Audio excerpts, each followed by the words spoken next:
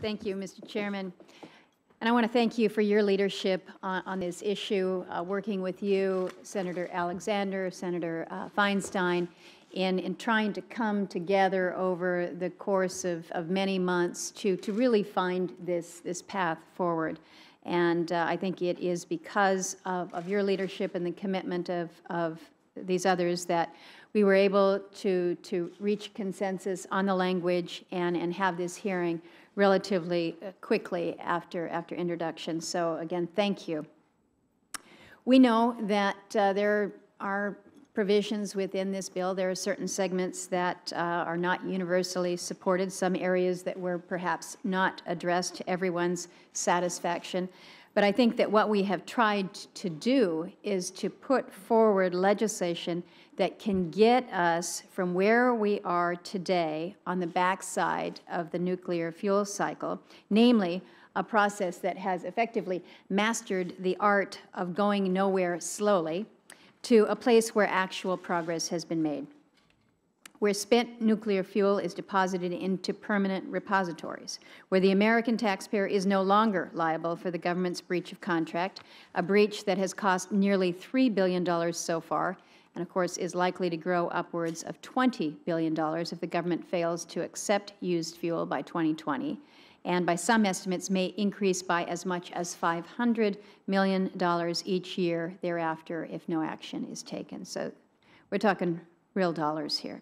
One of the areas of significant discussion centered on the structure of this new entity, whether it should be led by a single administrator, a person who essentially calls the shots and is the person to go to if things are working or perhaps aren't working, or a board of directors as recommended by the Blue Ribbon Commission. Either approach can work.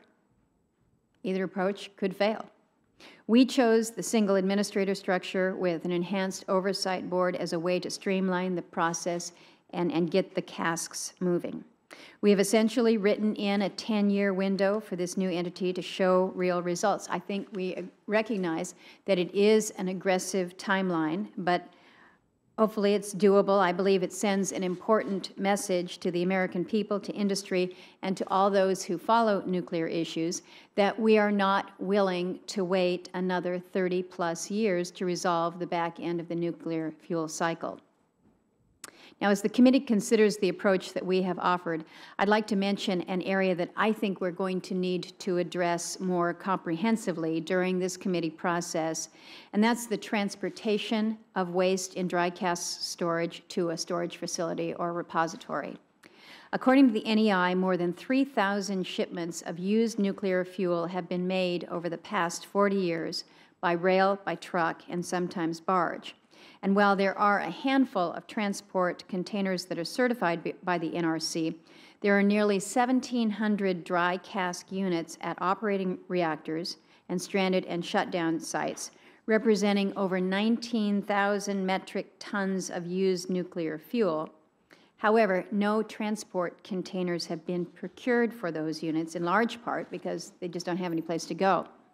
But even if we were to pass this legislation tomorrow, significant work needs to be done at the stranded sites, the priority sites that are identified in the bill, just to get the storage casks to a railhead. DOE's Office of Fuel Cycle Technology estimates that it will likely take 12 to 15 years to remove the waste from the stranded sites, with the first 5 to 6 years needed to acquire the resources and to prepare the infrastructure. So I do hope it is something that we'll have an opportunity to discuss more within this committee. I, too, Mr. Chairman, would like to recognize the work of Secretary Moniz, his leadership on the Blue Ribbon Commission, and also the fact that he was willing to consult with the four of us as we attempted to address some of these difficult issues. I'll be interested in hearing the comments from our second panel here today on how we can better address the issues of our nuclear waste within this country. Thank you, Mr. Chairman.